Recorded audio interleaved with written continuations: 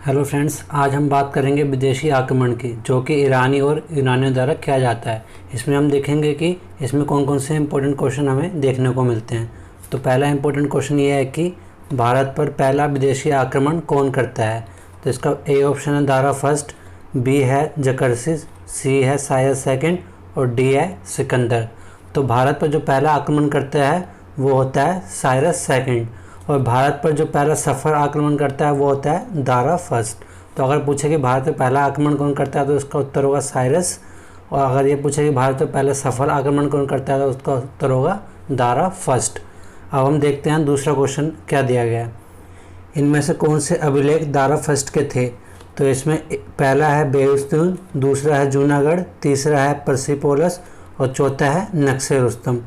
तो जो ये पहला है ये दारा फर्स्ट का होता है, जूनागढ़ नहीं होता, परसिपोलस होता है और नक्शे रुस्तम होता है, यानी कि पहला, तीसरा और चौथा। तो जो ये पहला, तीसरा और चौथा डी में दिया गया है, ये इसका राइट आंसर होगा। तीसरा क्वेश्चन है इतिहास का पिता किसे कहा जाता है। A Robert Bruce Foote, B Cunningham, C Herodotus और डी मेगास्थनीस। तो जो हेरोडोटस है इनको इतिहास का पिता कहा जाता है। अगला क्वेश्चन है किसने यूनान के विरुद्ध युद्ध में गांधार तथा सिंध प्रदेश के सैनिकों की सहायता प्राप्त करी। ये क्वेश्चन कई बार पेपरों में आता है। इसका ऑप्शन ए है साइरस सेकंड, बी है दारा फर्स्ट, सी है जकर्सिस और डी है दारा थर्ड। तो इसका जो आंसर है वो होगा जकर्सिस। इसने यूनान के विरुद्ध गांधार की तथा सिंध प्रदेश के सैनिकों की सहायता प्राप्त की थी। पांचवा क्वेश्चन है, इसमें यह पूछा गया है कि ईरानी या हाकामनी आक्रमण के प्रभाव के रूप में इनमें से कौन से कथन सही है।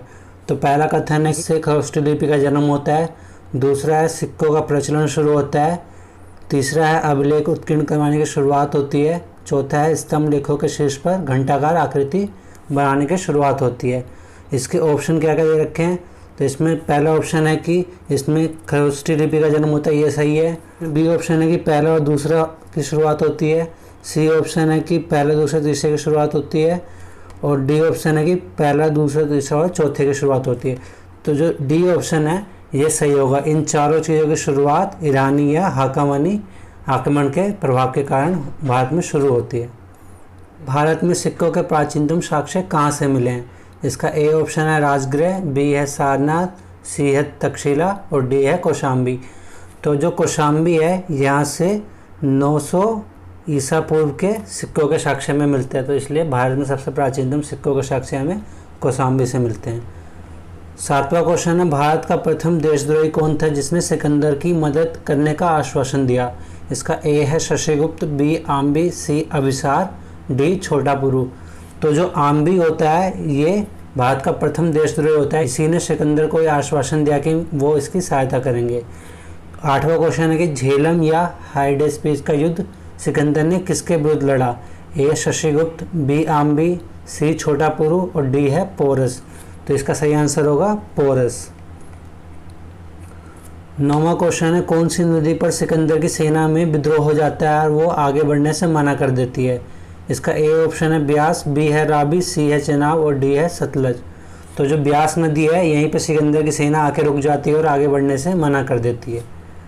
10वां क्वेश्चन है कि कहाँ पर सिकंदर के विरुद्ध लड़ते लड़ते जब पुरुषों की मृत्यु हो जाती है तो वहाँ की महिलाएं भी लड़ती है। इसका ए ऑप्शन है मालव, बी है शूद्रक, सी है मशक और डी है पाटन। तो इसका सही आंसर होगा मशक, सी इसका सही आंसर है।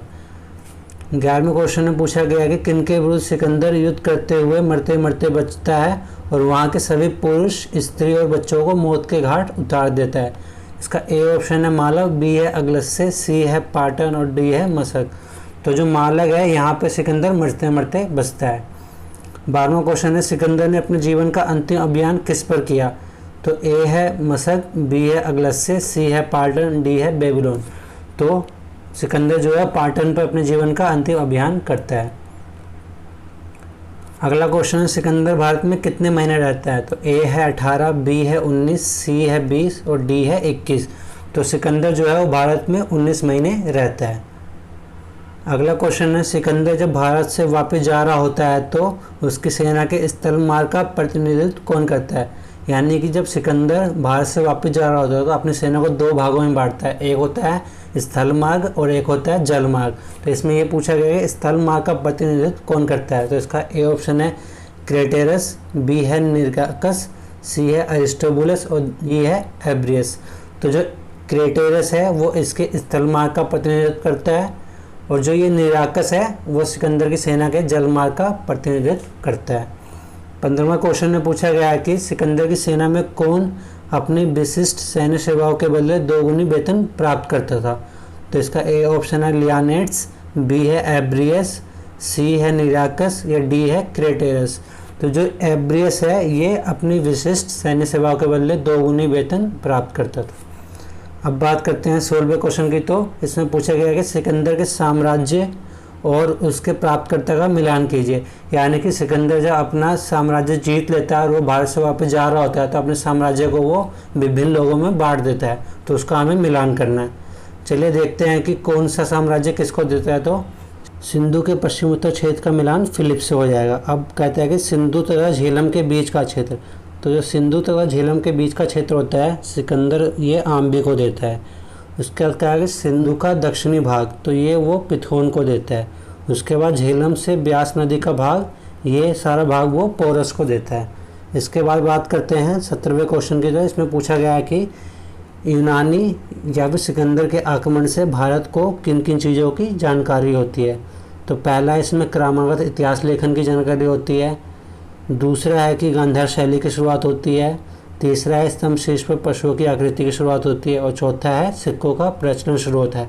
तो इसमें ए ऑप्शन है कि पहले और दूसरे की शुरुआत होती है, बी ऑप्शन है पहले दूसरे तीसरे की शुरुआत होती है, सी ऑप्शन है कि दूसरे तीसरे चौथे की शुरुआत होती है और डी ऑप्शन है पहले दूसरे तीसरे चौथे की शुरुआत होती है। तो इसकी जो शुरुआत होती है इस आक्रमण की वो हमारे क्रमागत इतिहास लिखने की शुरुआत होती है, गांधार शैली की होती है और स्तंभ शीर्ष पर पशुओं की आकृति की शुरुआत होती है और सिक्कों का प्रचलन इससे पहले ही हो जाता है। तो ये नहीं होगा, यानी कि पहला दूसरा और तीसरा। इसका सही आंसर होगा बी। तो इस तरह से ये सारे हमारे इम्पोर्टेंट क्वेश्चन थे। मैं ऐसे ही हिस्ट्री के इम्पोर्टेंट क्वेश्चंस की वीडियो लाता रहूँगा। अगर आपको वीडियो अच्छी लगी हो तो वीडियो को लाइक करना, चैनल को सब्सक्राइब करके बेल आइकन दबा लेना ताकि हमारे आने वाली वीडियो की आपको नोटिफिकेशन मिलती रहे। धन्यवाद।